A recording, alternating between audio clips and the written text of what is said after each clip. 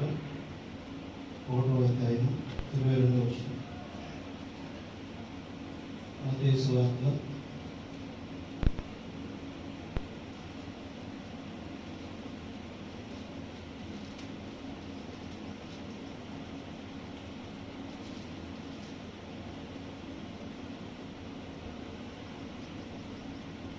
21:22. మత్తయి సువార్త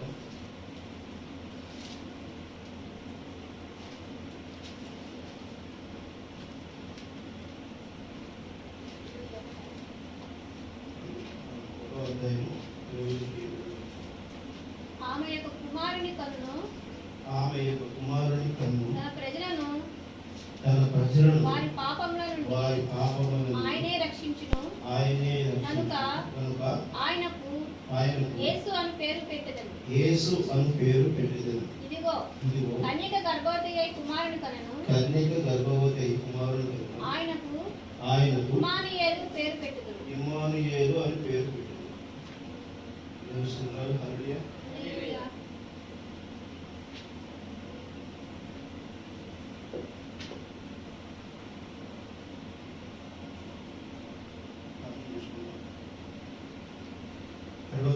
పరిశుద్ధ తండ్రి ప్రభువా, మహిమగల రాజా, ప్రభువా, మీ వందనాలు తండ్రి, అనుకును బలహీనము ప్రభువా, మీ నామాన్ని ఉచ్చరించేటువంటి పవిత్రత లేని వారు ప్రభువా, ఈ లోకంలో ప్రభువా మరి అనేక మూర్తులు ఎన్నో తప్పులు చేసేటువంటి మమ్మల్ని ప్రేమించి ఆశీర్వాద దీవించి ప్రభా, మీకు పరిశుద్ధమైన లేఖనములను ప్రభా తెలుసుకునేటువంటి అవకాశాన్ని మాకు ఇచ్చారు తండ్రి. ఆ జ్ఞానాన్ని ప్రభా మాకు దయచేశాను. ఎంతోమంది ఎన్నో పరిస్థితుల నుంచి ప్రభా, ఎన్నో ఇబ్బందుల నుంచి ప్రభా ఈ వాక్యమును గ్రహించినటువంటి స్థితిలో ఉంటుండగా మమ్మల్ని ప్రేమించి ఈ వాక్యం చేర్చుకున్నందుకు ఇవన్న ఈ ఉదయకాలంలో ప్రభా ఈ యొక్క లేఖనం చదువుతూ మీరు ఇచ్చినటువంటి గొప్ప కృపను బట్టి మీకు అన్నాడు.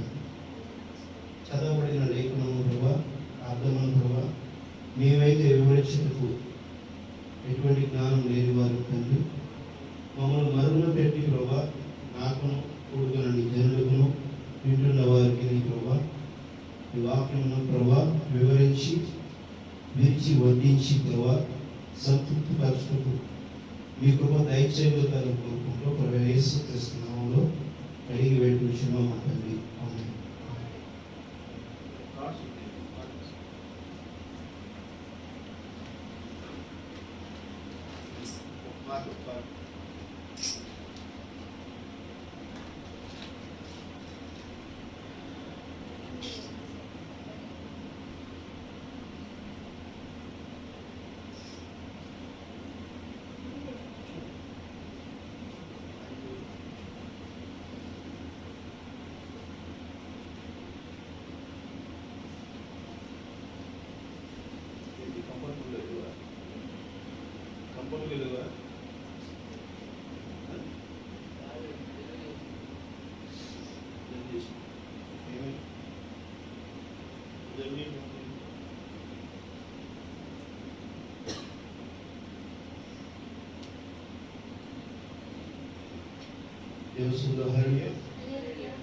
దేవుడు మనం ప్రేమించి ఆశీర్వదించి ఇచ్చిన ఈ సమయాన్ని బట్టి యేసు క్రీస్తు ఘనతను పొందుకోవాలని బహుపేరు యేసు క్రీస్తు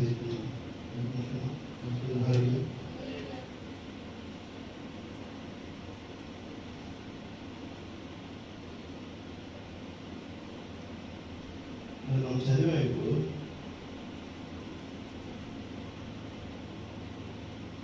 మరియా యేసు క్రీస్తు కానీ ఆయన మనల్ని పాపముల నుంచి రక్షించడానికి వచ్చాడు. ఇది మనం నమ్ముతున్నావా? ప్రభువైన యేసుక్రీస్తు మనల్ని పాపముల నుంచి రక్షించడానికి వచ్చాడనేది లేఖనం చెప్పుతున్నటువంటి విషయం. ఈ మాట మనం నమ్ముతున్నామా? ఎంతమంది ఉన్నారు? ఆమె నమ్ముతున్నాం, నమ్మట్లేదు. ప్రభువైన యేసుక్రీస్తు మనల్ని పాపముల నుంచి రక్షించడానికి వచ్చాడని నమ్ముతున్నావా? అంటే మనం పాపం ఏమైనా చేసేది అంటే మనం పాపం చేస్తున్నాం, అంతేనా? దేవస్థుల హరియ ఈ భూమి మీద జీవించిన ప్రతి జీవి పాపం చేస్తున్నాడా చేయట్లేదా? నేను పాపమే కాదంటారు కొంతమంది. దేవస్థుల హరియ కొంతమంది ఉన్నారు, నేను పాపం చేయట్లేదు, ఎవరైనా యేసుక్రీస్తు పాపం నుంచి రక్షించడానికి వచ్చాడని చెప్పి అంటున్నారు. అయితే ఆయన మాకు రావడం ఎందుకు, మాకు బోల్డ్ మంది ఉన్నారు, మేము పాపం చేయట్లేదు అంటారు. తెలుసు హరియ నిజంగా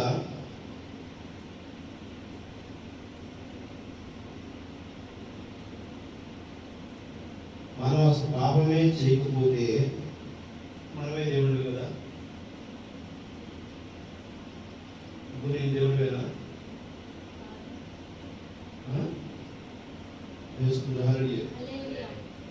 నువ్వు ఏమో దేవుడివేనా? మనుషులమే.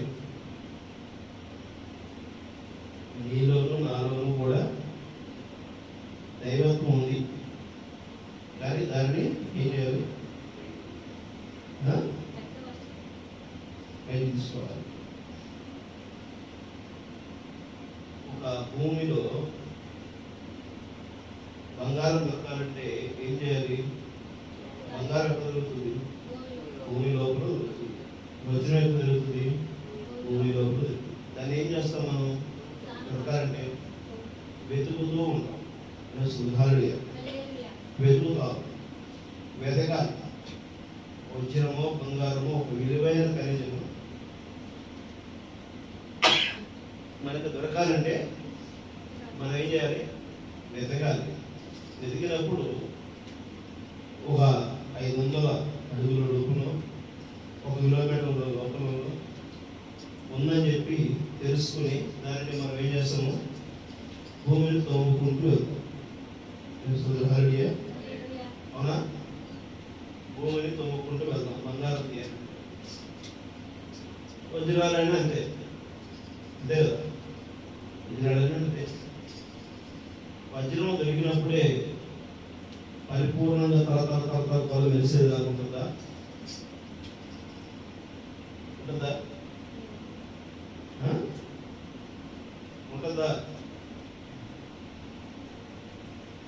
ఉంటుందా?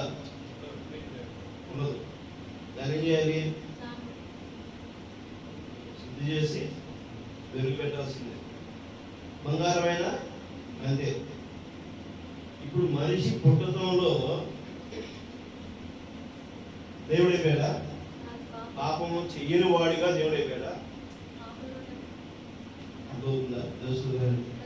మేము పాపులమే కాదు, పాపము నుంచి రక్షించడానికి ప్రభువైన యేసుక్రీస్తు వచ్చిన మాట మేము అంగీకరించాం. ఇదే కదా చాలా మంది అంటున్నారు. వాళ్ళకి అర్థమవటమైన ఉన్న విషయం మాట్లాడుతుంది. తెలుస్తుంది. ఏది పుటకతోనో, ఏది దొరుకుతలతోనో, ఏది కూడా చూసిన దానితోనూ శ్రేష్టమైనది కాదు. దాన్ని శుద్ధీకరణ చేయవలసిందే. అర్థమవుతుందా? మొదటిగా ఒక మలినంతోనే ఉంటుంది, అపవిత్రతతోనే ఉంటుంది. దాన్ని శుద్ధి చేయవలసి ఉంటుంది. చిన్న విషయమే ఇది తెలియకుండానే మనం ఏదో పిచ్చి పిచ్చిగా మాట్లాడతాం. అంటే మనము భూమి మీదకి రావడంతోనే మనము ఎలా వస్తాము? భూమి మీదకి రావంగానే తల్లి గర్భం నుంచి బయటకు వచ్చినప్పుడు మొదటగా ఏం చేయాలి? ఏం చేస్తారు అందరూ? శుద్ధి చేస్తారా లేదా?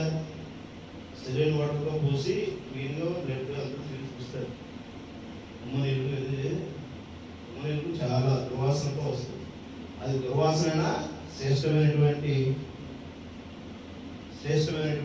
సుగంధ ద్రవ్యాల వాసన, చాలా దుర్వాసనతో ఉంటున్నాం. అంటే అక్కడ ఏంటి, డస్టీ ఒక వాతావరణాన్ని మనము కలిగి ఉన్నామా లేదా?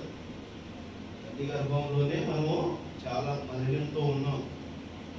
అంటే పుట్టకే ఒక మలినంతోనే కలిగి ఉంటుంది. దానిని శరీరం శుద్ధిగా మరి ఆ రోజైతే నీటితో కడిగి మనం శుభ్రం చేసుకుంటాం. ప్రతిరోజు మనం కడుక్కుంటున్నాం. మన శరీరం అపవిత్రం కల్పించుకోకుండా, అపరిశుభ్రంగా ఉండకుండా శుద్ధి చేసుకుంటుంది. మరి మనసు, మన ఆలోచన తీరు, మనం మాట్లాడే భాషా జ్ఞానము మనము శుద్ధి చేసుకుంటున్నామా? ఇదే బైబిల్ చెప్తున్నటువంటి విషయం. ఆమేన్. అర్థమవుతుందండి? బైబిల్ చెప్తున్నటువంటి విషయం ఏంటి? నిన్ను నువ్వు శుద్ధిపరచుకో. నీ వాక్యము, నీ వాక్కు మాట్లాడేటువంటి మాటని శుద్ధిపరచుకో. నీ మనస్సును శుద్ధిపరచుకో. నీ ఆలోచన తీరుని శుద్ధిపరచుకో. మోసపరచవాకు, అవమానపరచవాకు, దుర్భాషలాడవాకు, నువ్వు దుయ్యబట్టవాకు, ఎవరిని నువ్వు మరి ఇబ్బందికరమైనటువంటి పరిస్థితి చేయకూడదు అనేది లేఖనం చెప్తున్నటువంటి విషయం. దేవుని ఇది చేయడానికి మొదటిగా మన మధ్య ఒక శిశువు రాక మునుపు, తల్లి గర్భంలో ఉన్నప్పుడు, తల్లి గర్భంలోకి రాక మునుపున నువ్వేమైనా శుద్ధీకరణ చేయగలుగుతావా? అక్కడికి అప్పుడు పవిత్రత పెరిగినదా లేదా? అదుందా? తెలుస్తుంది. తండ్రి ఎక్కడ ఉన్నాడో మనకు తెలియదు. మరి ఆ యొక్క దేవుడు సర్వసృష్టికర్త ఈ యొక్క లోకములో ఎక్కడ ఉన్నాడో, ఎంత సీటున ఆయన ఎంత పరిణామంలో వ్యాపించి ఉన్నాడో, ఆయన ఏ యొక్క పవిత్రత కలిగి ఉన్నాడో, ఎలా ఉన్నాడో ఏంటనేది మనము చూడలేనటువంటి విషయం. తెలుస్తుంది. మనం మాట్లాడుకుంటున్నాం. తల్లి గర్భమున రాక మునుపు ఆ యొక్క శుక్రకరము ఒక పురుషుడి మధ్య స్త్రీకరము శరీరంలోనే ఉంటేనే ఆ యొక్క గర్భము ధరించుకు మునుపున ఆ కణాల యొక్క ఘర్షణ జరగక మునుపున వాళ్ళలో శిశువు ఉన్నాడు. తెలుస్తుంది. అక్కడ శిశువు ఉంది. శిశువు జన్మించేటువంటి శక్తి ఉంది. కానీ అది అక్కడ ప్రభావితం అవ్వాలి అంటే ఒక ఘర్షణ జరుగుతుంది. తెలుస్తుంది. ఒక పవిత్రత, ఒక విజయం జరుగుతుంది. ఒక పవిత్రత అయినటువంటి ఒక విజయం జరుగుతుంది. అప్పుడే శిశువు అక్కడేమవుతుంది? శిశువు ఏమవుతుంది? తన యొక్క జీవాన్ని ప్రారంభం చేస్తుంది. దేవుని ఆ జీవ ప్రారంభానికి తల్లి ఒక శ్రేష్టమైనటువంటి పవిత్రమైన ఆక్సిజన్ అందిస్తుంది. ఆహారం, శుద్ధి చేయబడిన ఆహారం అందిస్తుంది. శక్తిని అందిస్తుంది. బిడ్డ డైరెక్ట్గా తినదు కదా. గర్భంలో బిడ్డ డైరెక్ట్గా తినదు. తల్లి తింటే తల్లి రక్తంలో నుంచి ఆ బిడ్డ ఏం చేస్తుంది? స్వీకరిస్తుంది. మరి ఇప్పుడు మనిషిగా పుట్టిన తర్వాత కూడా మరి అది స్వీకరించాల్సిన అవసరం ఉందా లేదా? ఆ శుద్ధీకరణ కావాల్సి ఉందా లేదా? అక్కడైనా తల్లిస్తుంది. ఇక్కడ లోకంలో ఏమిస్తుంది? ఈ లోకంలో ఎవరు ఇవ్వాలి శుద్ధీకరణ? సంఘం ఇవ్వాలి. ఆమె ఎవరు ఇవ్వాలి? సంఘం ఇవ్వాలి. ఆ సంఘముగానే ప్రభువైన యేసుక్రీస్తు ఈ భూమి మీద శరీరధారుడిగా ఉన్నాడు. ఆమె ఆ సంఘానికి శిరస్సు అయి ఉన్నాడు. ఆమె ఆయన ఒక శరీరధారుడిగా మనిషిగా వచ్చి తాను తండ్రికి, సర్వసృష్టికర్తకి ఎలాంటి వారసత్వం కలిగి జీవించాలనేటువంటి దాన్ని రుజువుపరిచిన దేవుడే ఉన్నాడు. ఆమె సంఘము ఏ విధమైన జీవితాన్ని కలిగి ఉండాలి అనే దానికి ఒక సాదృశ్యమైన జీవితాన్ని చూపించిన దేవుడే ఉన్నాడు. ఆ సంఘానికి శిరస్సుగా వాక్యధారుడుగా యేసుక్రీస్తుని ఇచ్చాడు. మరి అంత శ్రేష్టమైనటువంటి పరిణామం మనకి భూమి మీద ఉంటే మన ఆ యొక్క జీవితాన్ని మనం నేర్చుకోకుండా, తెలుసుకోకుండా, గ్రహించుకోకుండా ఆ శ్రేష్టతని, ఆ సంఘంలో ఉన్న రక్తము ప్రోక్షణ మన మీదకి కలిగి లేకుండా, ఆ ప్రోక్షణ మనం కలిగి లేకపోతే ఉపయోగం ఏముందా? హరి క్రీస్తు రక్తం సంఘం మీద ఉండాలి. సంఘం అంటే ఈ లోకంలో మనకి క్రియల మీద పవిత్రపరచడానికి, శుద్ధిపరచడానికి ఆమె అదే గతి పేరు. నువ్వు ప్రవీణ యేసుక్రీస్తు నామములో బాప్తిసం పొందిన తరువాత ప్రవీణ యేసుక్రీస్తు వారసత్వం కలిగి దేవునికి వారసుడిగా ఉంటున్నప్పుడు నిన్ను గద్దిస్తుంది సంఘం. ఆమె నీ యొక్క వాక్యము నిన్ను గద్దిస్తుంది. నువ్వు సర్వశ్రేష్టమైన వాక్యాన్ని నువ్వు కలిగి ఉంటే నువ్వు చూపించవలసి ఉంది. నేను ముద్రలో ఒకదాన్ని తెరిచి నీకు కార్యము చూపించబోతున్నానని దేవుడు చెప్పింది. నీకు తెలియనా నేను ఎవడను 100 మందిని అక్కడ కలిగి ఉన్నాను, వారు దేనికి మోకాలు ఉంచలేదు. ఆ సమయం శాఖలు సకల సిద్ధాంతాలను వారు చేరలేదు. ఎత్తబడికి వారు 700 మంది అక్కడ సిద్ధంగా ఉన్నారు చూడండి అని ఆయన లేఖనం ద్వారా చూచినట్లు ఆయన వారి వాక్యము బయలుపరచును. అట్టి తన ప్రవక్తతో ఆయన చెప్పిన సిద్ధము చేయబడిన 700 పేర్లు నేను కలిగి ఉన్నాను. ఈ తరములో నుండి వారు 700 మందిని వారు వేటికి వారి మోకాలను వంచలేదు.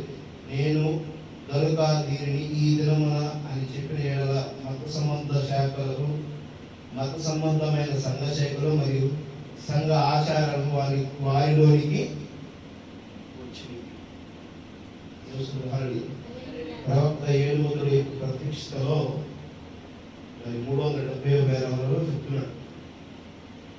ఇక్కడ సంఘాల్లో నిజంగా సంఘాల్లో ఎన్నో ఆలోచనలు కలిగి ఎన్నో సిద్ధాంతాలతో ఆచారాలతో మనం సంఘాలు నిర్వహణ మినిస్టర్స్ జరుగుతున్నాం. కానీ నిజంగా ఇక్కడ క్రీస్తు ఏం చెప్పాడో ఆ విధమైన జీవితం కదా. ప్రవీణ యేసుక్రీస్తు తన బోధ డబ్బు కోసము చేయలేదా, చేశాడా? ఆయన డబ్బు కోసము బోధ చేశాడా? పేతురు మనుషులు పట్టు జాలర్లుగా నేను చేస్తాను రాని అని చెప్పేశాడు. ఆమె పేతురు చేపలు పడుతుంటే చేపలు దొరకక తన యొక్క పడవ చుట్టూరే చేపలు ఉన్నాయి, కానీ పట్టము ఆయన కుదరట్లేదు. ఎందుకు కుదరట్లేదంటే అనుమతించబడలేదు. చేపల పట్టు పేతురు నువ్వు చేపలు పట్టడానికి కాదు, మనుషులు పట్టు చాలని చేస్తానన్నాడు. ఆమె ఆయన మొదలుగా తన శిష్యుని ఎంచుకుని తీసుకుని వెళ్తున్నప్పుడు మనుషులు పట్టడం అంటే ఏ మనుషులు పడతానంటున్నాడు ఆయన? ఎంచబడిన వారిని, చూచిన వారిని, ఆ యొక్క వలలో పడుతుందని అనుకున్న వారిని ఆయనకు తెలుసు. ఆమె అర్థమవుతుందా? వాక్యము గ్రహించగలిగినటువంటి ఆత్మ మనిషి. ఆ మనిషిని ఎందుకు చేస్తున్నారంటే శుద్ధీకరణ చేయడం కోసం ఆయన పడుతున్నాడు. తెలుసుకుంటారు, తన రక్తంతో శుద్ధీకరణ చేయడం కోసమే ఆయన పడ్డాడు. ఆమె ఇప్పుడు నిన్ను నన్ను కూడా సంఘంలో ఆ విధంగా ఉన్నాడు. ఎందుకంటే నిన్ను నన్ను ప్రేమించి ఆయన ఆశీర్వదించి నిజమైన వర్తమానములకు వారసులుగా నువ్వు నిలవలసి ఉన్నది. కానీ డబ్బు సంపాదించడానికి, సంఘంలో విశ్వాసాలు పెంచుకునడం కోసం, పెద్ద పెద్ద సంఘాలు కట్టడం కోసం, సంఘంలో ఏదో పెద్ద పెద్ద సెమీ క్రిస్మస్ జరపడానికి కోసమో కాదు. సెమీ క్రిస్మస్ గ్రాండ్ క్రిస్మస్ జరిపితే ఎవరికి ఉపయోగం చెప్పండి? నువ్వు జరుపుతున్నావు, ఓకే మంచిదే. నీ ఇంటి మీద స్టార్ పెడుతున్నావు, మంచిదే. రాబోతుంది 27వ తారీఖు ప్రవీణ యేసుక్రీస్తు పుట్టిన దినం అని చెప్తున్నారు. అది జన్మించిన దినం అయితే నిజంగానే ప్రవీణ యేసుక్రీస్తు 25వ తారీఖున పుట్టాడంటే అది ఎంత అవగాహన కలిగిన మాట, అవగాహన లేని మాట. యేసు క్రీస్తు జన్మించినప్పుడు, ఆయన పుట్టినప్పుడు పేతురు ఏం చేస్తున్నాడట? ఏం చేస్తున్నాడు పేతురు? పేతురు ఏం చేస్తున్నాడు?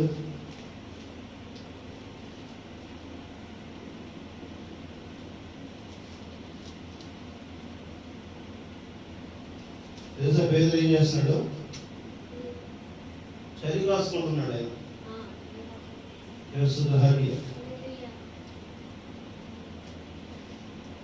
ఆ నక్షత్రము చూసి అంత్యానంద భరితులైన ఇంట్లో నుంచి వారి జరిగిన 10వ వచనం, 2వ అధ్యాయం 10వ వచనం. వచ్చి మరియాను శిశువును చూసి సాగిలపడి ఆయనను పూజించి తమ పెట్టెలు విప్పి బంగారమును సాంబ్రాణిలను గోళమును కానుకలుగా ఆయనను సమర్పించింది. తరువాత హేరోదుల వద్దకు వెళ్ళి వద్దని స్వప్నమందు దేవుని చేత బోధింపబడిన వారి యొక్క మార్గమునకు యేసుని తిరిగి వెళ్ళిన తర్వాత ప్రభువు స్వప్నంలో ముందు యోసేపునకు ప్రత్యక్షమై హేరోదు శిశువులను సంహరించుకుని ఆయనను వెతకబోచున్నాడు కనుక నీవు లేచి ఆ శిశువును ఆయనను తెల్లని తల్లిని వెంట పెట్టుకొని ఐగుప్తులకు పారిపోయి నేను నీతో తెలియజెప్పే వరకు అక్కడనే ఉండవని అతనితో చెప్పాను. అప్పుడు ఆయన లేచి రాత్రి వేళ శిశువును తల్లిని తోడుకొని ఐగుప్తులకు వెళ్ళి ఐగుప్తులో నుండి నా కుమారుని పిలుస్తుంది అని ప్రవక్త ద్వారా ప్రభువు సెలవిచ్చింది మాట నెరవేర్చబడినట్లుగా హేరోదు మరణములకు అక్కడ నుండిను. జ్ఞానులు తను అగ్రహించిన హేరోదు గ్రహించి బహు ఆగ్రహము తెచ్చుకుని తాను జ్ఞానుల వలన వివరింపగా తెలుసుకునే కాలం బట్టి బెత్లెహేములోను దాని సకల ప్రాంతంలోను 2 సంవత్సరములు మొదలుకొని తక్కువ వయసు గల మగపిల్లలందరినీ వధించెను. అందువలన రామాలో అంగలార్పు వినబడెను, ఏడ్చుకును, మహారోధ ధ్వనిను కలిగెను. రాహేలు తన పిల్లలను ఏడ్చు వారు లేనందున ఓదార్పు దూరం నెలక ఎండెను అని ప్రవక్త యిర్మీయా ద్వారా చెప్పబడిన వాక్యము నెరవేరింది. 2 సంవత్సరాల లోపల పిల్లలందరినీ కూడా చంపుతున్నారు, అవునా కదా? ఎవరు చంపుతున్నారు? హేరోదు అనేటువంటి రాజు చంపమని చెప్పేసానని చెప్పాడు. అప్పుడు ప్రవీణ యేసుక్రీస్తుని కూడా చంపుతారని చెప్పేసానని ఆయన నేను తీసుకుని ఎక్కడికి వెళ్ళారు? ఎక్కడ తీసుకెళ్ళి? ఐగుప్తులో తీసుకెళ్ళి. ఐగుప్తులో ఉన్నటువంటి బెత్లెహేముకి, మరి బెత్లెహేము భాష అయినటువంటి ఐగుప్తుకి వెళ్ళిపోయారు. ఆయన బెత్లెహేములో ఆమెని ప్రవీణ యేసుక్రీస్తుని కనేటప్పుడు మరి నక్షత్రమును చూసుకుని వారందరూ వచ్చారు. దేవుడు తెలియపరచబడి వారందరూ వచ్చినప్పుడు ప్రవీణ యేసుక్రీస్తు ఒక గొడ్డ చావిడిలో, ఒక చావిడిలో, పశువుల చావిడిలో ఆయనను కలిగేటప్పుడు ఆయన పుట్టినటువంటి ప్రదేశం కూడా ఎలాంటి ప్రదేశమైనది? పేడ మరి గొర్రెలు తిరిగినటువంటి వాసనతోనూ ఒక దుర్వాసన వెదజల్లే ప్రాంతంలో ఆయన తల్లి గర్భం నుంచి పుట్టినటువంటి దాంట్లోనే ఒక దుర్వాసన ఉంటే పుట్టినటువంటి ప్రదేశం కూడా దుర్వాసన ఉంది. తెలుసు. ఆ మరియా కూడా ఎక్కడావి? ఆ మరియా కూడా ఎక్కడావి? నజరేతు నుంచి వచ్చినటువంటి నజరేతులో ఉండే వారందరూ కూడా మరి అక్కడ ఉన్నటువంటి వారి వల్ల కూడా వేసి కన్య గర్భంలో ఆమె పుట్టినప్పుడు నజరేతులో ఉన్నటువంటి మరియా అక్కడ ఉన్నప్పుడు ఆ నజరేతులో మరి అప్పటికే యేసేపుకు మరి మరియకు అక్కడ ఎంగేజ్మెంట్ అయ్యింది. ఎంగేజ్మెంట్ అయినప్పుడు ఈమె కరకం అనేది జరుగుతున్నప్పుడు యేసేపు ఏమనుకున్నాడు? ఈమె ఎలాగా యొక్క పురుషుడి యొక్క స్పర్శ లేకుండా కంటది, ఎక్కడో అపవిత్రపరచబడి అని చెప్పేసి అనుమానం పడినప్పుడు తనకు దూతలు వచ్చి చెప్పింది. దేవదూతలు వచ్చి చెప్పింది. దేవదూతలు దేవుడు సృష్టించడం కాదు, సృష్టిలో భాగమై ఉన్నారు దేవదూతలు. మొన్న ఎవరో భాస్కర్ చెప్తారు దేవదూతలు సృష్టించారు. ఆది కాండం 1వ అధ్యాయంలో చెప్పారు. దేవుడు సృష్టిని సృష్టించినప్పుడు, సర్వ సృష్టిని సృష్టించినప్పుడు సృష్టిలో భాగమే దేవుడు. తెలుసు వారికి పెద్ద కన్ఫ్యూషన్. ఏలియన్స్ అనే వాళ్ళు ఉన్నారు లేరు, ఉన్నారు లేరు, ఉన్నారు లేరు, ఉన్నారు లేరు. ఇప్పుడు విలియం చార్లెస్ ఆల్రెడీ ఎక్కడుంది? ఆకాశంలో ఉంది. తెలుస్తుంది. గత కొన్ని నెలల నుంచి ఆకాశంలో సంచరిస్తుంది. 2025 జనవరి నెలలో ఆమె తీసుకొస్తామంటున్నారు వాయువ్యామిగా. ఆమె అక్కడ తిరుగుతున్నప్పుడు శరీరంలో మినరల్స్ ఏమి కూడా పనిచేయవు. తెలుస్తుంది. రాకెట్లో వెళ్ళినటువంటి వారు ఆకాశంలోకి వెళ్ళిన వారు ఎంతో ట్రైన్ అయ్యి ఎంతో శిక్షణ పొందిన తర్వాత వెళ్తారు. మళ్ళీ తీసుకొచ్చిన తర్వాత వాళ్ళ శరీర అవయవాలు పనిచేయవు. మినరల్స్ ఉండవు బాడీ చాలా కోల్పోదు. ఇక్కడున్న అయస్కాంత సిద్ధాంతము పనిచేసినటువంటి గురుత్వాకర్షణ సిద్ధాంతము ఆకాశంలో లేదు కదా. అప్పుడు బాడీలో పార్ట్స్ అన్నీ కూడా పనిచేయవల్ల చేతులు లేవు, కాళ్ళు లేవు, అందరూ తెలిసినటువంటి అర్థమవుతుందా? తెలుస్తుంది. మరి వాళ్ళు కూడా మనుషులే కదా. మరి వాళ్ళు ఎందుకని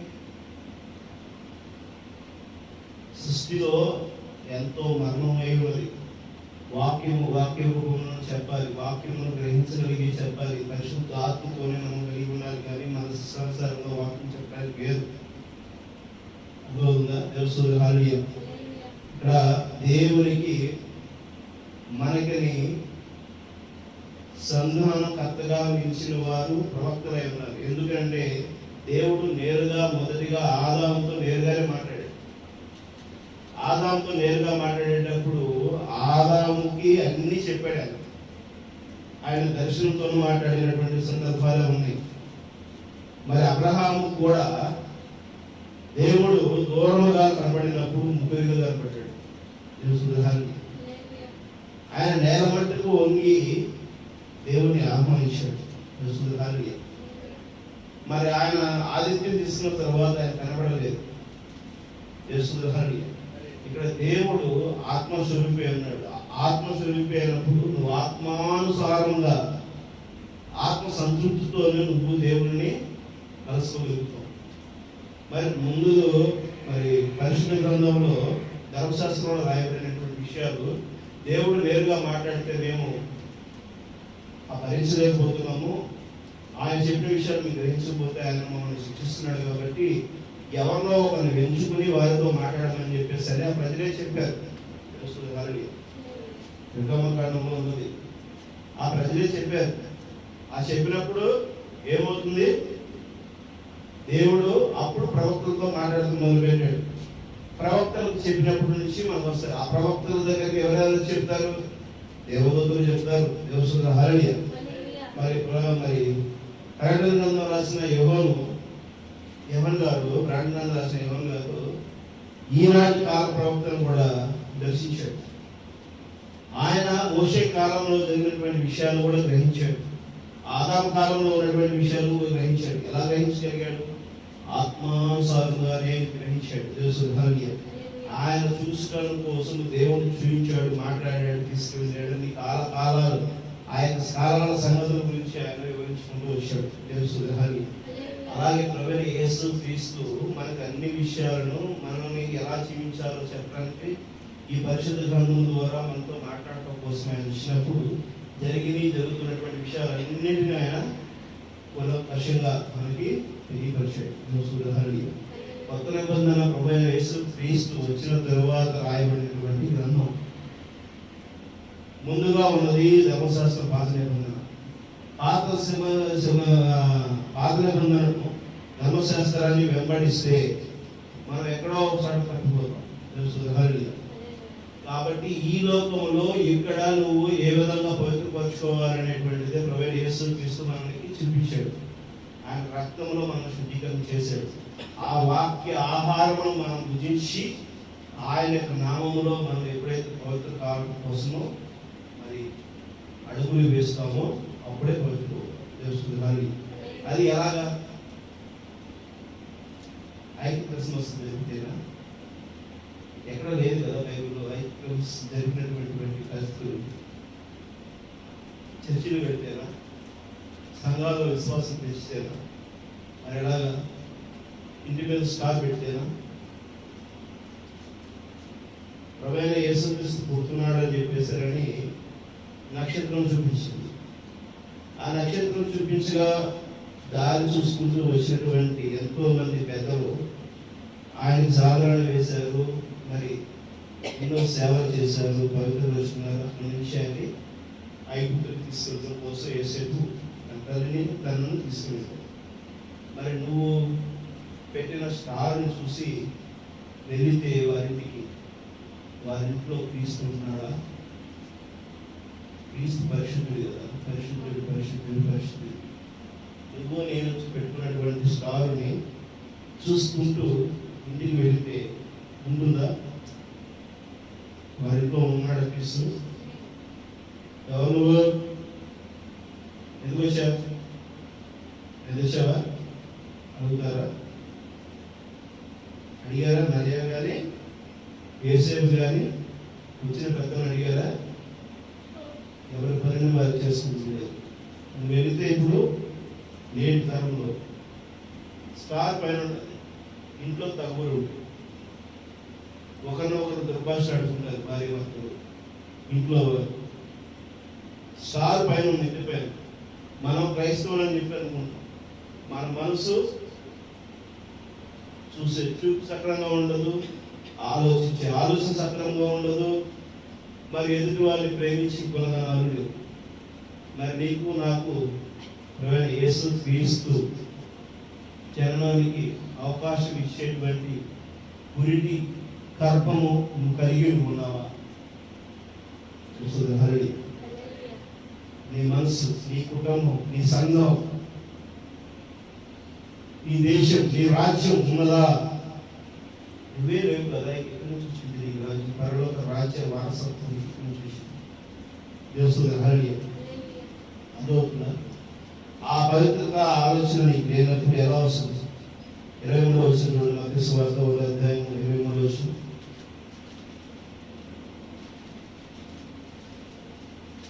అని ప్రభువు తన ప్రవక్త ద్వారా పలికిన మాట నెరవేరినట్లు ఇదంతయు జరిగిను. ఇమ్మానుయేలు పేరునకు భాషాంతరమున దేవుడు మనకు తోడైనని అర్థము. ఇమ్మానుయేలు అని పేరుకి భాషాంతరం అర్థం ఏంటి? దేవుడు మనకు తోడే ఉండును. ఆమేన్. దేవుడు నీకు నాకు తోడే ఉన్నాడా? ఈరోజు దేవుడు నీకు నాకు తోడే ఉన్నవి. పవిత్రత నువ్వు నేను ఉన్నావా? ఇది మనం ప్రశ్నించుకోవాల్సిన అవసరం. ఆమేన్. క్రిస్మస్ జరిపితేనో లేకపోతే చేసేనే కాదు. ఇప్పుడు ఒక లక్షాధికారితో నేను స్నేహం చేస్తూ ఉంటే నాకు 10,000 రూపాయలు అవసరం వచ్చింది. నేను రోజువారీ కూలి చేసుకుంటూ ఉంటాను. కానీ ఒక లక్షాధికారి నా కోసం చాలా ప్రేమగా మాట్లాడతాడు, చాలా ఉంటాడు, చాలా చేస్తాడు, సమావేశం చేస్తున్నాడు. 10,000 రూపాయలు అవసరం వచ్చింది. నేను వెళ్ళి అతను లక్షాధికారిని అడిగాను, సార్ నాకు 1,00,000 రూపాయలు 10,000 రూపాయలు డబ్బులు కావాలి, ఇద్దరమా నాకు ఇవ్వు అని చెప్పేసి అడిగారు. ఇస్తాడా? ఇవ్వడా? ఇస్తాడు కదా. ఇప్పుడు అందరూ అదే విధంగా ఉన్నారు కదా.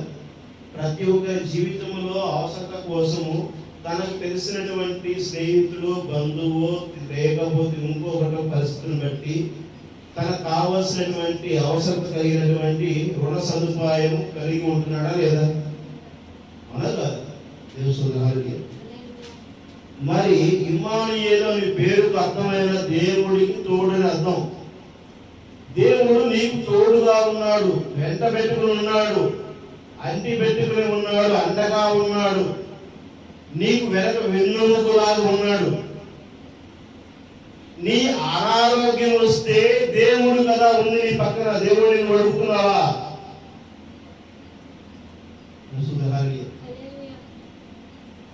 నీతో ఉన్నది, నీతో అంట పెట్టుకున్న వాడు ఇమ్మానుయేలు కదా. దేవుడు సర్వ సృష్టికర్త కదా, నీలో ఉంది, నీతో ఉంది. రోగం వస్తే నయం చేయమని చెప్పేసి నువ్వు దేవుణ్ణి అడిగితే ఇవ్వగలుగుతాడా లేదా? ఆమేన్. ఇస్తాడా? డబ్బు అవసరం కావాలంటే, నీకు డబ్బు అవసరం కావాలంటే, నీకున్న పరిస్థితికి కావాలంటే నీ తోడు ఉన్న దేవుడు ఇమ్మానుయేలును అడుగుతున్నావా? నా చేయి సహకరించలేనటువంటి కొరసైనులా నువ్వు పలికితే నేను వినలేనంటే దురద చెవులు కలిగిన వాడినా అంటున్నాడు. అవునా కాదా? అవునా కాదు? నువ్వు పలికితే, నువ్వు పిలిస్తే నీ పలకలేనటువంటి దురద చెవులు కలిగిన వాడినా నేను అంటున్నాడు. నువ్వు అడిగితే మాట్లాడలేనటువంటి వాడా, నీకు సాయం కోరితే చేయని వాడా, నీతో తోడున్నవాడు. ఎందుకు? సర్వ సృష్టికర్త అయి ఉన్నాడు. ఆమె సర్వ సృష్టికే అధిపతి అయిన వాడితో కదా నువ్వు సహవాసం చేయవలసింది. ఆ సహవాసం నువ్వు చేస్తున్నావా? ఆ సహవాసం చేసే బోధ నువ్వు చేస్తున్నావా? ఆ సహవాసం చేసే బోధ ఈ సంఘము విని ఆచరిస్తుందా? తెలుస్తుంది. సంఘము ఏ విధంగా దేవుడు చూడాలని కోరుకుంటున్నాడు. యోహాను సువార్త 3వ అధ్యాయం 14వ వచనం చదవండి. యోహాను సువార్త 1వ అధ్యాయము 14వ వచనం.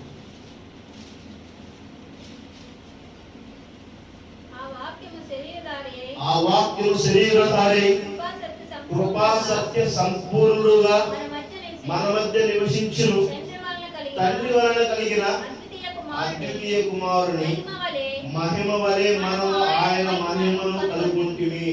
అనుకున్నావా? నిజంగానే ఆయన మహిమ నువ్వు నేను కలుగున్నావా? ఆయన మహిమ నువ్వు నేను కలుగుంటే, నిజముగా వాక్యము నీలో నాలో ఉంటే, ఈరోజు మన అవసరతలు ఏమైనా ఉన్నాయా? నీ పక్కన ఉన్నటువంటి, నీతో ఉన్నటువంటి, నీకు తోడై ఉన్నటువంటి ఇమ్మానుయేలు ప్రభువైన యేసు క్రీస్తు నీకు తోడై ఉంటే నీకు కొరత ఏమన్నా? ఒక డబ్బున్నవాడు స్నేహితులుగా ఉండేనే మనము కాలరెగరేస్తాము. ఒక స్థితి కలిగిన వాడు, ఉన్నత పదవి, ఉన్నత స్థాయి కలిగినటువంటి వ్యక్తి నీకు తోడుంటేనే ఇలా అంటున్నాం. అవునా కాదు? మరి సర్వ సృష్టికర్త రాజులకు రాజు మహాప్రభు నీతో నిజముగా తోడున్నాడని చెప్పి నువ్వు నమ్మితే, నువ్వు తోడున్నాడని చెప్పేసరి అనేది నువ్వు రుజువుపరిచే స్థానంలో నువ్వు ఉంటే నువ్వు ఎలా ఉండాలి? ఎలా ఉండాలి? ఉన్నాడా నీ పక్కన? ఇప్పుడు ఈరోజు సంఘంలో ఉన్నాడా? సంఘంతో ఉన్నాడా? స్కార్ఫ్ పెట్టుకుని కనబరుచుకునేవాడిలాగా ఉన్నావా?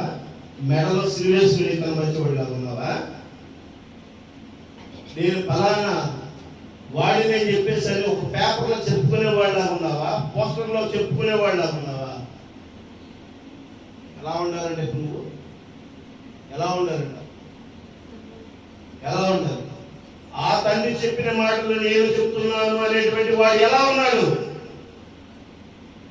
ప్రభువైన యేసు క్రీస్తుని బోధ తప్పనించి మరో బోధ చేయడం లేదని చెప్పినటువంటి అపోస్తలుడు పౌలు ఎలా ఉన్నాడు? నువ్వు ఏ విధంగా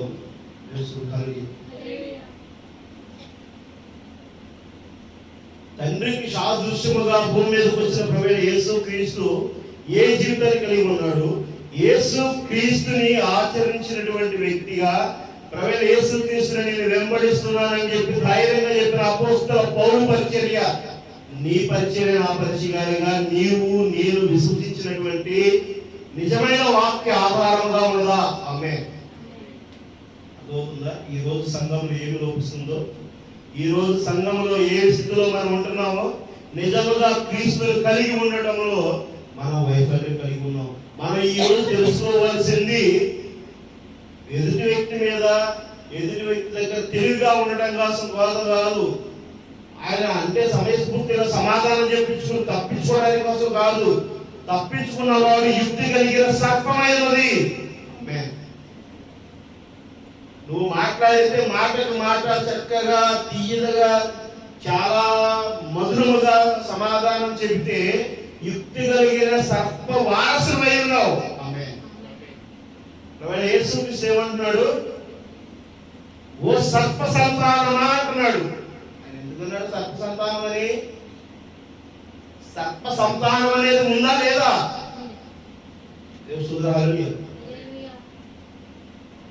మనిషికే కదా సంతానము, ఆదాముకే కదా పిల్లలు పుట్టింది, అవకే కదా పిల్లలు పుట్టింది. మనిషి నుంచి మనుషులు నుంచి వస్తే ఈ సర్పం ఎక్కడి నుంచి వచ్చింది? ఈ సర్పం ఎక్కడి నుంచి వచ్చింది? ఆ ఆదికాండంలో వచ్చింది. మీరు గుర్తించి ఎరిగే పరిస్థితులు లేదు కదా. ఈ వాక్యం ఎక్కడ తెలిసింది? నిజంగా నువ్వు అవ్వాయి ఏం జరిగింది, ఆదం దగ్గర ఏం జరిగింది అనేదాన్ని నువ్వు నిజంగా దేవుని నువ్వు అడిగితే, నువ్వు దేవునికి వారసులుగా నువ్వు జీవించేటువంటి దానికోసం నువ్వు తర్ఫీదు పొందితే, నిన్ను నువ్వు సరి చేసుకుంటే, పశ్చాత్తాపం కలిగిన ప్రార్థనలు చేసుకుంటే బాగుంటుంది కదా. నువ్వే ప్రార్థన చేస్తున్నావు ఈరోజు? ప్రభువా నాకు డబ్బు లేదు, ప్రభువా నాకు సంఘం లేదు, నాకు పేరు ప్రతిష్టలు లేవు. ప్రతి ఒక్కరు విశ్వాసంతో సహా, ఆపరే కాదు, విశ్వాసంతో సహా అయితే ఎందుకు చేసుకుంటాం? మనకి నీలో ఉన్నదేంటి?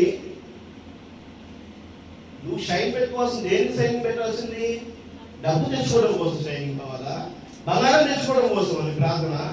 దేని నువ్వు నీ ప్రార్థన దేనికోసం కలిగి ఉండాలి? నీ రాజ్యము భూమి మీద నెరవేర్చబడును గాక అని కదా ఆయన ప్రార్థన చేస్తుంది. అవునా కదా? అవన్నీ యేసుక్రీస్తు ఏమంటాడు? ప్రభువా నీ రాజ్యము భూమి మీద నెరవేర్చబడును గాక, అందులో నేను ఉండు అనే అని చెప్పే కదా ప్రార్థన ఉండాల్సింది. ఆయన రాజ్యం రావాలంటే ఆ రాజ్యానికి నువ్వు వారసుడుగా, ఆ రాజ్యంలో నిజంగా నువ్వు దేవుని కృప కలిగినటువంటి వ్యక్తిగా ఉండాలంటే ఎంత షైనింగ్ కలిగి ఉండాలి, ఎంత రుజువుపరచబడి వాడిగా ఉండాలి. అనగా ఒక కంసలి ఒక బంగారాన్ని షైన్ చేయడం ఎలా చేస్తారు తెలుసా? ఎలా చేస్తారు షైన్ చేయడం? బంగారపు ముద్ద తీసుకుని దానిని ఏ ఆకారం కావాలో ఆ ఆకారంలోకి చెక్క ముక్క మీద చెక్క పెట్టి కొడుతూ ఉన్నప్పుడు అది ఎలాంటి షైనింగ్ వస్తుందంట? తన రూపము ఆ బంగారంలో కనబడేంత వరకు దాన్ని ఏం చేస్తాడు? చెప్పుతా దాన్ని కొడుతూ షైన్ చేస్తున్నాడు. కొడుతున్నాడు. ప్రభువైన యేసుక్రీస్తు నీలో నాలో కనబరచబడేంత వరకు ఆయన నిన్ను నన్ను ఏం చేస్తున్నాడు? పరీక్షిస్తున్నాడు. దేవస్తుడు హల్లెలూయా. అర్థమవుతుందా? 20 లక్షల కణాలు తల్లి గర్భంలో ప్రవేశిస్తే ఎంతమందికి వస్తుంది శిశువు? ఒక శిశువా, 2 శిశువులా? ప్రతి కణంలోనూ శిశువు ఉన్నాడు. కణాలు దేశానికి వెళ్ళడానికి ఎంతమందికి అవకాశం వచ్చింది? అర్థమవుతుందా? 20 లక్షల మంది 40 సంవత్సరాలు ప్రయాణం చేశారు. మోసే కూడా లేదు, కీపర్. ఆయన ఎలాంటి కీపర్ అనుకున్నా? ఆ కణాలు తీసుకెళ్లి వాళ్ళని అక్కడికి తీసుకెళ్ళిపోతే మిగిలిన వెనకమాల ఉన్న రాజ్యం నువ్వు నేను ఉన్నావే, వాళ్ళని నిజంగా కణాల దేశానికి తీసుకువెళ్ళడానికి ఆ యొక్క చట్టం కలిగిన వ్యక్తి లేడు. దేవుడు అందుకనే ఆయన అంత ఆశీర్వాదం ఇచ్చి మోషేని మరలా కనాన దేశానికి వెళ్ళలేకుండా ఆయన అక్కడ ఆపేశాడు. రెండో రాకడానికి ముందు ఎవరు రావాల్సింది? మోషే రావాల్సింది భూమి మీదకి. ఆమేన్. తర్వాత ఎవరు రావాల్సింది?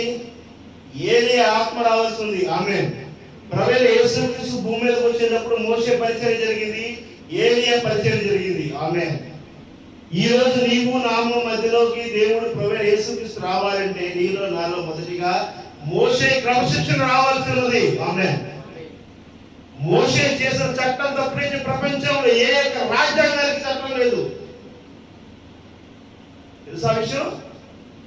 భారతదేశ రాజ్యాంగ చట్టంలో ఎన్నో చట్టాలు మోషే రాసినటువంటివే, మోషే మరి చేసిన క్రియలే. రష్యా, అమెరికా, జపాన్, జర్మనీ ప్రతి దేశము ప్రతిదీ కూడా ఆ చట్టం నుంచి తీయబడింది. ఆ చట్టం తప్ప నుంచి మరో చట్టం లేదు, రాదు, ఉండబోదు. ఎందుకంటే దేవుడు ఒక్కడే ఉన్నాడు. దేవుడు తప్పనిచ్చి మరొక దేవుడు లేడు, రాడు, ఉన్నవాడు. ఆమేన్. యేసు క్రీస్తు భూమి మీదకి రావాల్సి ఉన్నది.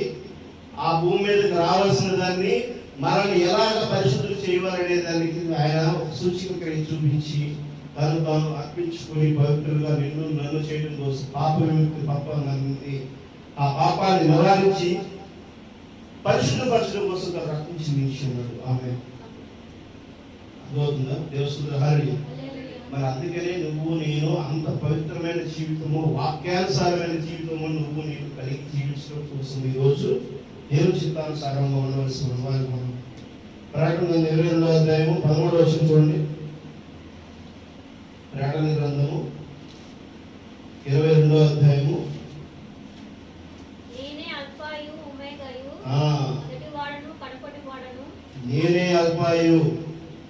ఒమేగాయు, మొదటివాడును కడపటివాడును, ఆదియు అంతమై ఉన్నాను. ఫస్ట్ ఆయనే ఉన్నాడు, లాస్ట్ ఆయనే ఉన్నాడు. ఆయన తప్పనిచ్చి ఇంకొకడు లేరు. మొదటగా పుట్టిన శిశువులో ఆయన ఉన్నాడు, చనిపోయిన మరణము వరకు కూడా ఆయనే ఉన్నాడు. ఆమె అర్థమవుతుందా? నీలో ఉన్నది ఆయనే. నీకు జన్మం కలగడానికి జీవం ఇచ్చిన ఆయనే. నీ దేహము ఆ జీవం నుంచి తీసివేయబడటానిలోనూ ఆయనే ఉన్నాడు. ఆమె ఆ జీవము కలిగిన వ్యక్తిని నీ శరీరంలో మరి ఎప్పుడైతే నువ్వు కనపరచబడతావు, నీ దేహం అనేటువంటిది సాక్ష్యంగా ఎప్పుడైతే నిలబడుతుందో అప్పుడు నీవు దేవునికి వారసులుగా పిలిచి ఉంటావు. చెప్తున్నా అర్థమవుతుందా? చూస్తుందా? అర్థమవుతుందా? నీ దేహంలో ఉన్న జీవము దేవుడిని కనపరచబడే విధంగా ఉన్నప్పుడు ఆ జీవానికి సాక్ష్యముగా దేహం నిలబడవలసినది. ఆమె ఆ దేహాన్ని శుద్ధిపరిశీలన చేసుకోవడం కోసమే ఈ పరిశుద్ధ గ్రంథం నన్ను మారు మనసు కలిగిన జీవితంలో ఉండమని చెప్తుంది. దేవసుందరహారి 16వ వచనం చూడండి. 16వ వచనం.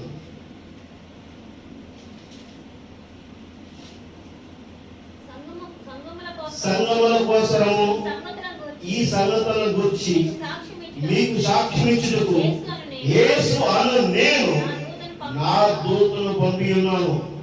నేను దావీదు వేరు చిగురును సంతానమును ప్రకాశమునైన వేకు చుక్కునై ఉన్నాను. ఆమేన్. ఎక్కడున్నాడండి ఆయన? వేరు చిగురును అంట. దావీదు వేరు చిగురు అంట.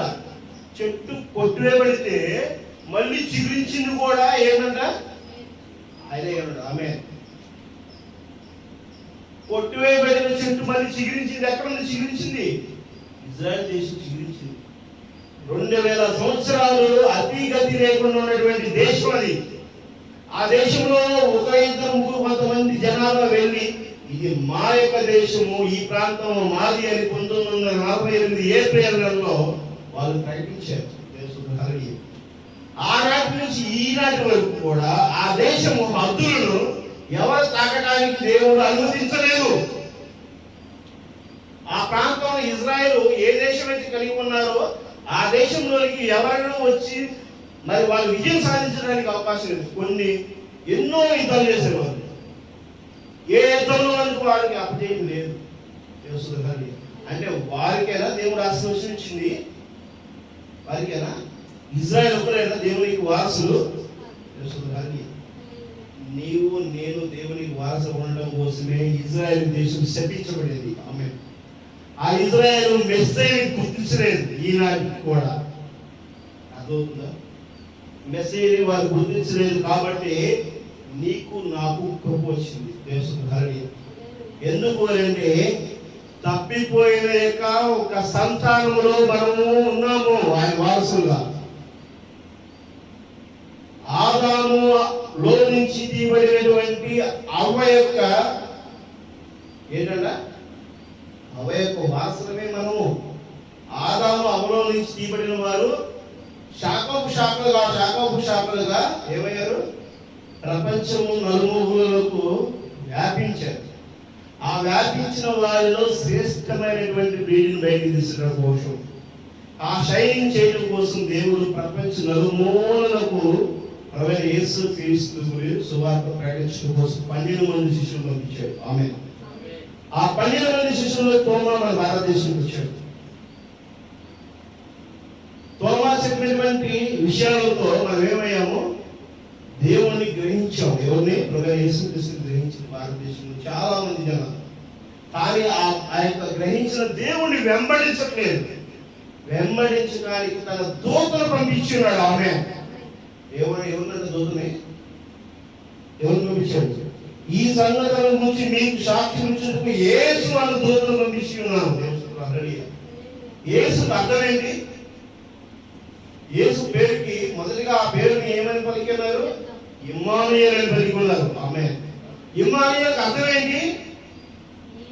నీకు తోడు పంపించి ఉన్నాను. ఆమె ఆ తోడు ఏమై ఉండాలి? మనకి ఇప్పుడు వాక్యమై ఉండాలి. ఆమె అర్థమవుతుందా? వాక్యమే మనకు తోడే ఉండాల్సింది. వాక్యములో నువ్వు నిజంగా నీవు వాక్యం ఏం చెప్పిందో దాన్ని ఖచ్చితంగా నువ్వు వెంబడించవలసిన వారిగా ఉన్నావు. ఆ మార్గంలో నడవలసిన వారిగా ఉండాలి. 17వ వచనం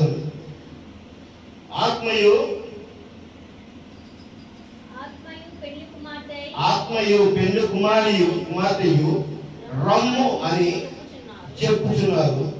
వినువాడును రమ్ము అని చెప్పుకోలేదు. ఏంటంట ఇక్కడ? ఆత్మయు పెళ్లి కుమార్తెయు రమ్ము. ఆత్మయు ఎవరంటుంది? దేహము అంటలే. ఇక్కడ ఎవరు రమ్మంటుంది? వాక్యము పెళ్లి కుమార్తెయు రమ్మంటుంది. ఎవరు? ఏ పెళ్లి కుమార్తె రమ్మంటుంది? పరిశుద్ధపరిచిన ఆత్మ రమ్మంటుంది. ఆమేన్.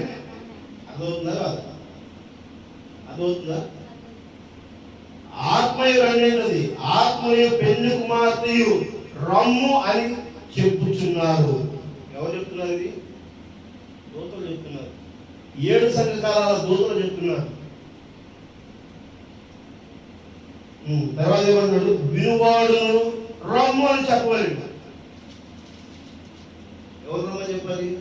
విన్నప్పుడు బ్రదర్ ఐఎమ్ కమింగ్, నేను వస్తున్నాను అంటుంది అని నువ్వు నాకు చెప్పినప్పుడు నేను వింటే ఏం చెప్తాను? నేను బ్రదర్ రండి అన్నా కదా? అలా కదా? రమ్మంటావా లేదా? వాక్యం నువ్వు వింటే వాక్యాన్ని రమ్మని అంటావా లేదా?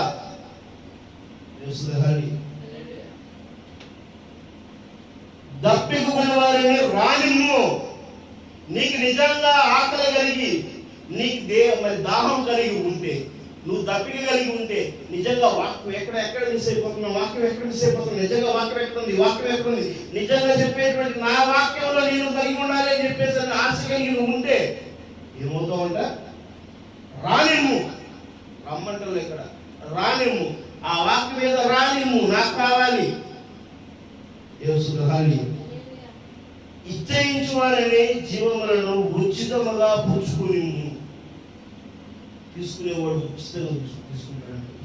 ఇచ్చి ఈ గ్రంథమున్న ప్రవచనములను విను ప్రతి వారిని నేను సాక్ష్యం ఇస్తున్నది ఏమనగా, ఎవడైనా వీటితో మరి ఏదైనా కలిపిన ఎడల ఈ గ్రంథములో వ్రాయబడిన తెగులు దేవుడు వాడికి కలగచేయును. ఎవడైనా ఈ ప్రవచన గ్రంథములను వాక్యములను ఏదైనా తీసివేసిన ఎడల దేవుడి గ్రంథములో వ్రాయబడిన జీవవృక్షములను పరిశుద్ధ పట్టణంలోనికి వారికి పాలు లేకుండా చేయండి. అర్థమవుతుందా? నిత్య జీవంలోకి వెళ్ళడం కోసం ఇచ్చిన పరిశుద్ధ గ్రంథ లేఖనములను నువ్వు పవిత్రముగా నువ్వు ఎప్పుడైతే వెంబడించకుండా అపవిత్రపరిచే విధంగానో, లేకపోతే నా ఇష్టానుసారంగా నేను ఒక డబ్బు సంపాదించుకోవడం కోసమో, సంఘ విస్తరణ కోసమో, లేకపోతే సంఘం కట్టబడి కోసమో, ఈ లోకంలో స్థానం కోసమో నేను వాక్యం చెప్తా ఉంటే ఏమవుతాము? శిక్షాపాత్రులు. నువ్వు నిత్య జీవాన్ని ఏ విధంగా పొందుకోవాల్సినదో, ఆ జీవానికి నువ్వు తగిన విధంగా నడవలసినదో అది నిత్య జీవంగా నువ్వు నేను ప్రకటిస్తూ ఉంటే ఆ అపోస్తలుల పౌలు యొక్క పరిచర్య ఈ కాలంలో నెరవేర్చబడుతుంది. ఆమె ఆయన రాత్రి భావంలో శ్రమించి వాళ్ళు వాక్యమును వెంబడించారు. హల్లెలూయా. దశమ భాగాలు తీసుకునే అధికారం ఉన్నప్పటికీ కూడా సంఘం దగ్గర వారి డబ్బులు తీసుకోలేదు. మొదటి సమయం రెండో సమయంలో రాయబడింది లేకపోతే చూడండి, రెండో సమయం 23వ అధ్యాయం.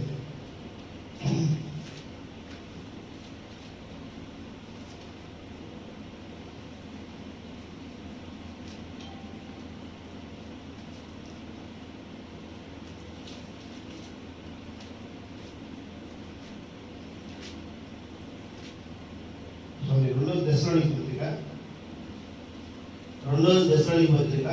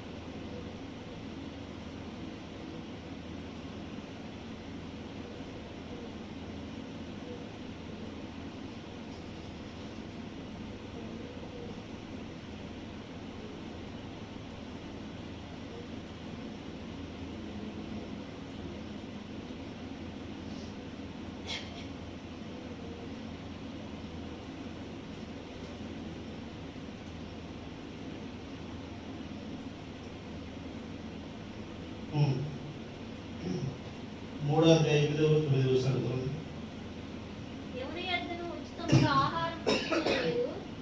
ఎవని వద్దను ఉచితముగా ఆహారము పుచ్చుకొనలేదు.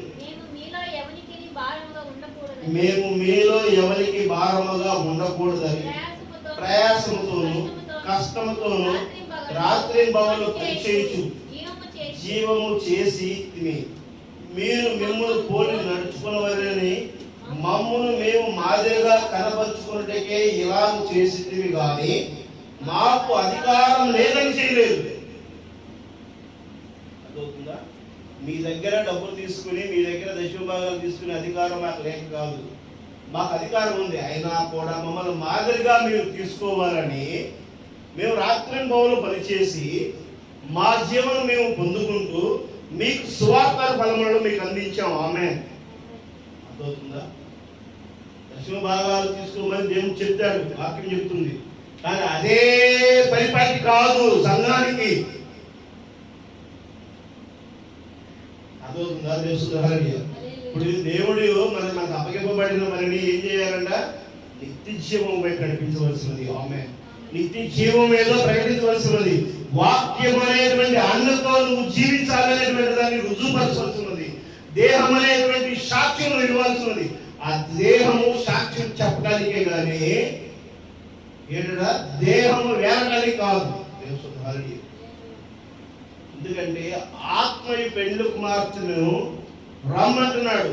ఆ ఆత్మ పెండ్లి కుమార్తెను దేవుని వాక్యముకు జతపరచబడడానికి దేహము సాక్ష్యముగా నిలబడాలి. దేవుని చిత్తానుసారమైన జీవితంలో నేను జీవిస్తున్నానని ప్రకటించాలి. ఆ సాక్ష్యము ఆ రీతి జీవము నువ్వు కలిగి లేకపోతే వారసత్వకి ఏ విధంగా నువ్వు శ్రేష్టమైనటువంటి కొలువులో తీయబడినటువంటి దానిగా ఉంటావు. నువ్వు ఎలాగ పవిత్రపరచబడిన వాడిగా ఉంటావు. ఆ పవిత్రత నువ్వు కలిగి జీవించడం కోసమే పరిశుద్ధ గ్రంథం లేఖనాలు నిన్ను నన్ను ఎప్పటికప్పుడు హెచ్చరిస్తున్నాయి. ఆ హెచ్చరిక కలిగిన వాక్యాన్ని నువ్వు నేను సరి చేసుకోవాల్సిన వాడిగా ఉన్నావు. ఆయన పిలవబడిన వాడిగా ఉన్నాడు. మరి పిలిచినప్పుడు దేవుడు పిలిచినప్పుడు ఎప్పుడైతే మనం కళ్ళు తెలిసి మరి ఆయనలో మరి మనము అనేకం కోసం సిద్ధపడి కలిగి ఉన్నామో దేవుని చిత్తానుసారంగా పరిశుద్ధతను కలిగి ఉండటం కోసము ప్రభువైన యేసు క్రీస్తు నామములో బాప్తిసం పొందుకుని ఆ యొక్క జీవితానికి వారసుడుగా నువ్వు ఎప్పుడైతే ప్రకటింపు జీవితాన్ని కలిగి ఉంటావో అప్పుడే నువ్వు నిజమైనటువంటి క్రైస్తవి కలిగిన వాడు. అప్పుడే నిజముగా దేవుని యొక్క వారసుడిగా ఉన్నావు. ఇది మతము కాదు, ఆచారం కాదు, సిద్ధాంతం కాదు, దేవునికి నువ్వు వారసుడుగా ఉండటమే. పరిశుద్ధ బైబిల్ నువ్వు పొందుకో, మరి కలిగి ఉండడం అంటే కేవలం నువ్వు దేవునికి వారసుడుగా ఉండటమే. దేవసురహాల్య ముందు ముందు ఇప్పుడు త్వరలో చట్టాలు కాబడుతున్నాయి. బైబిల్ ఇంట్లో ఉంటే కూడా రిజర్వేషన్ తొలగించేటువంటి చట్టాలు ఆల్రెడీ ఉన్నవి, రాబోతున్నవి. రిజర్వేషన్ల కోసం బైబిల్ వదులుకునేటువంటి జనాభా ముందు ముందు రాబోతున్నారు, ఉండబోతున్నారు. బైబిల్ ప్రింటింగ్ ఆగిపోతాయి, బైబిల్ రావు. కాబట్టి నీ దగ్గర ఉన్నప్పుడు ఈ బైబిల్ అని నువ్వు క్షుణ్ణంగా చదువుకుని నీ హృదయం అనేటువంటి ఏంటంట, నీ హృదయంలో ఈ వాక్యం అనే విత్తనమును విత్తుకుని నీరు కట్టి భరించుకు నువ్వు ప్రయత్నం చేయి. వాక్యాన్ని నువ్వు హృదయంలో విత్తుకోవాలి. ప్రభువైన యేసు క్రీస్తు తన యొక్క పరిశుద్ధ మన యొక్క శాస్త్రీయ పండితులకి బైబిల్ తీసి వాక్యం చెప్పలా, బైబిల్ తీసి చెప్పలా. బైబిల్ అలా ఉందే ఉన్నారు అంతే. ఇజ్రాయేల్ తన యొక్క రాజ్యాన్ని స్థాపించుకోవడం కోసం బైబిల్ తీసుకెళ్లి బైబిల్ ఇదిగో బాబిమ్మదిగో చెప్పింది, బైబిల్లో ఉన్న ప్రకారం నాకు ఇదే చెప్పేశారంటే ఎవరైతే అక్కడ రాజ్యం అర్థమైందా? వారికి గుర్తు చేశారు దేవుడి యొక్క స్థితి ఏంటనేది గుర్తు చేశారు. దేవుడికి సాక్ష్యంగా నిలబడవలసిన వాడిగా ఉన్నావు. నువ్వు పవిత్రంగా నిలబడంటే నీ పక్కన ఉన్న ఇమానియేలు నీకు యుద్ధం చేసేవాడిగా ఉన్నాడు. ఆమేన్. అర్థమవుతుందా? నీ పక్కన 10,000 మంది పడని, రేపు 1000 మంది పడని యుద్ధం చేయవాడు నేనన్నాడు. ఇమ్మానుయేలు తోడు నీకు నిలిచి ఉంటే, క్రీస్తు నీలో జీవించడం కలిగి ఉంటే ఈ స్టార్లు ఎందుకు, ఈ క్రిస్మస్ ఎందుకు, క్రిస్మస్ ఎందుకు, ఎక్కడ పెట్టారండి బైబిల్లో లేనివి తీసుకొచ్చి? కాబట్టి నువ్వు నేను గడిచిన కాలము పెద్దమైపోతుంది. రాబో 27వ సంవత్సరం 2025 సంవత్సరం బహు కష్టకాలంగా ఉంటుందని బైబిల్ చెప్తుంది. దేవుని హల్లెలూయా. కాబట్టి నువ్వు నేను దేవుని చిత్తానుసారంగా జీవించడం కోసము దేవుడు మనకు ప్రేమించి ఆశీర్వదించి ఈ వారం ఇచ్చాడు. ఈ సంవత్సరంలో 2024 సంవత్సరంలో చివరి వారము మరొకటి ఉంది. మరి ఆ వారం కూడా దేవుని చిత్తానుసారంగా మనం దేవునికి లోబడిన జీవితంలో ఉండి ప్రార్థనాపూర్వకంగా ఆయనకి మనం అప్పగించుకుని నూతన సంవత్సరంలోకి ప్రార్థన చేయండి. దేవుని హల్లెలూయా. మరి ప్రార్థన చేసుకుందాం. అదేవిధంగా కొత్త క్యాలెండర్ 2025 సంవత్సరం క్యాలెండర్ని మన మధ్యకి తీసుకొస్తే ఆవిష్కరిద్దాం. ప్రతి సంవత్సరము మరి మన ప్రశస్త సహోదరులు రాయమహేష్ గారు చేతుల మీదుగా క్యాలెండర్ ఆవిష్కరించేవారు. అయితే ఈ సంవత్సరం మరి ఎందుకో క్యాలెండర్ రావడం ఆలస్యం. వాస్తవంగా పోయిన సంవత్సరం కంటే ఈ సంవత్సరం ముందుగానే మనము మరి సహోదరులకి ఆ క్యాలెండర్ గురించి చెప్పాము. కానీ చాలా జాప్యం జరిగింది, క్యాలెండర్ మనకు రావడానికి. మరి గత వారంలో రాయ్ గారు మన మధ్యకి వచ్చాడు. అయితే క్యాలెండర్ లేకపోవడం మనం ఆయన ఆవిష్కరణ కోసం చేయలేదు. అయితే దేవుని చిత్తం అయితే మరి నెక్స్ట్ వారం వస్తానని చెప్పి అంటున్నారు. ఆంధ్రాకి వస్తే మరి దేవుని చిత్త ప్రకారము క్యాలెండర్ ముద్రించి కూడా ఆయనకి కూడా చూపిద్దాం. అయితే మనం సంవత్సరంలోకి వెళ్ళే ముందుగా మరి సహోదరులందరికీ ఇవ్వాల్సి ఉంది కాబట్టి క్యాలెండర్ అయితే ఆవిష్కరణ అయితే ఈ వారం పెట్టుకుందామని చెప్పేసి ఆవిష్కరిస్తున్నాం. దేవుని చిత్తము నెరవేర్చుకుంటుంది కాక. ఎందుకంటే దేవుడు నీతోనూ నాతోనూ తోడే ఉన్నాడు. వ్యక్తులతో కలిగి మన పరిచర్య కాదు, కానీ దేవుని యొక్క చిత్తానుసారమైన పరిచర్య మనకి ఉండవలసింది. దేవుని హల్లెలూయా. ప్రార్థన చేసుకుందాం.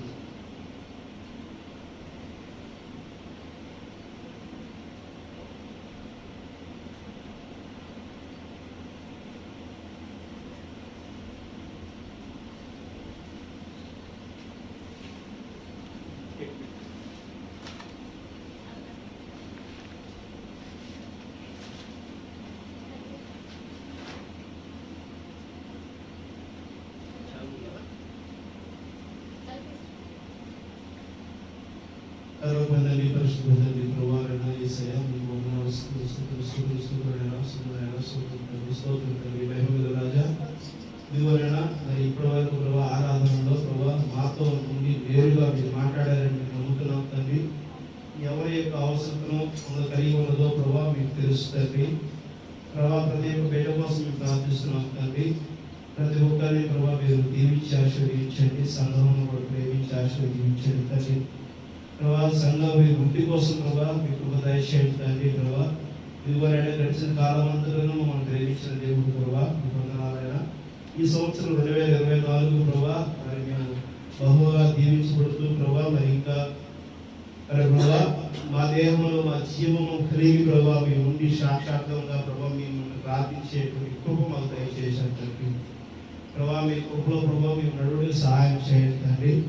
ఇదివరైనా మరి రాయమాతీష్ గారిని ప్రభావ మరి వెళ్ళి పలకరించి రావడానికి ఆయన కలిగినటువంటి అస్వస్థతని ప్రభావ మరి కలిగి ఉండటం వలన ప్రభు వెళ్ళాలని ఆశ కలిగి ఉండగా మీరే ప్రభా క్షేమంగా తీసుకువెళ్ళండి. ప్రయాణంలో తోడుగా ఉండండి ప్రభా. ఆశీర్వదించండి ఆయన.